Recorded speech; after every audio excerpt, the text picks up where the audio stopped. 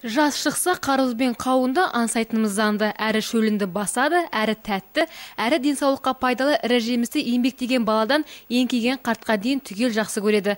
Әйтсе де шаһардың санитарлы эпидемиологиялық қызметі дәл қазір қарбыз бен қауынды жеу қауіпті екенін ескертеді. В первую очередь это...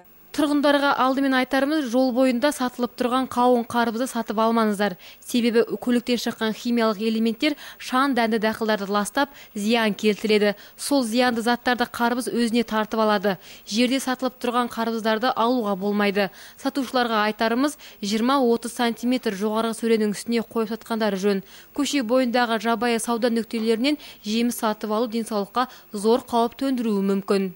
Шала піскен жемісті жеу адамның улануына немесе белгілі бір дертке тап болуына соқтырады. Сол себепті жаз мезгілінің сүйікті жемістеріне құмар жандар қарбыз бен қауынның пісіп жетілетін кезеңін күту керек. Мамандардың пайымдауынша қарбыз бен қауынның пісіп жетілетін кезі шілденің аяғы мен тамыз айының басына дөп келеді. Жемістерді арнайы дүкендерден немесе санитарлық жағынан таза жерден сатып алған дұрыс.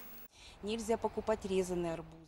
Кесілген қарбызды сатып алуға болмайды. Сатушылардың кескен пышағының таза екеніне кепілдік бере алмаймыз. Сонымен қатар бақша өнімдерін сататын сатушылардың арнайы рұқсат құжаты болуы керек. Әзірге қауын мен қарбыздан уланған адам тіркелмеді. Дегенмен сақтықта қорлық жоқ. Бақша өнімдерін көшеде бейберекет сататындар мамандардың айтқанына құлақ асса жақсы болар еді. Айта кетейік, осыған дейін қалада арнайы акция өткізілді. Мұндай шаралар алдағы уақытта да өтеді деп жоспарлануда. Ал мамандар тұрғындарға жемістерді қолдан келгенше арнайы дүкендерде немесе түр-түсіне қарап ажыратып сатып алғандарың жөн дейді. Ақерке Заирова, Евгений Ходор, Сфера арнасы.